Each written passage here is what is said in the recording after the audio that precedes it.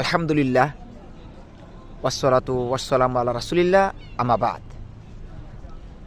আজকের বিষয় হলো যে কোনো মেয়ে পালিয়ে বিবাহ করেছে, তারপর তার স্বামী তালাক দিয়েছে, তাহলে ওই তালাক সহি কিনা?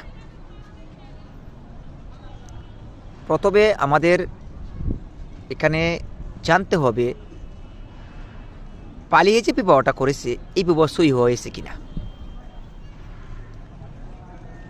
যদি পালিয়ে বিবাহ করা সহি না হয় তাহলে তালাক সহি হবে না,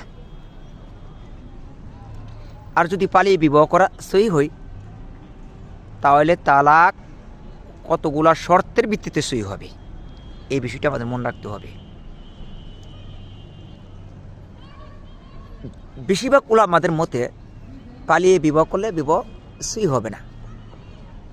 কেন? নবী মুহাম্মদ সাল্লাল্লাহু আলাইহি ওয়াসাল্লাম বলেছেন যে লা তুজাউইজুল মারআতু আল মারআতা, কোনো মেয়েকে বিবাহ দিতে পারবে না, মানে ওলি হতে পারবে না।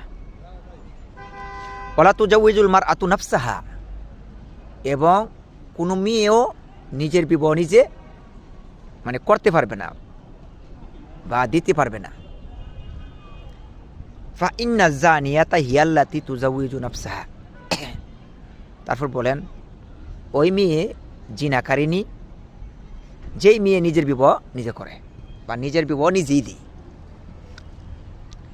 এটা হলে দালিল হলো যে কোনো মেয়ে যদি পালিয়ে বিবাহ করে এই বিবাহ জায়েজ না, কারণ তার ওলির অনুমতি নাই।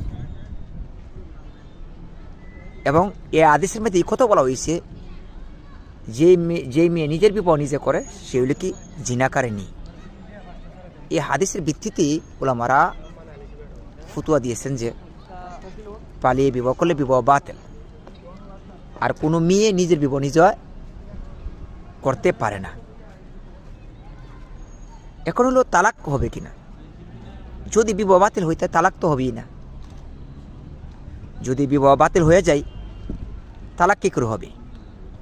তালাক তখনই হয় যখন সে তার স্ত্রীর মালিক হই বা স্ত্রী হই। যদি স্ত্রী না হই, কোনো আজনবী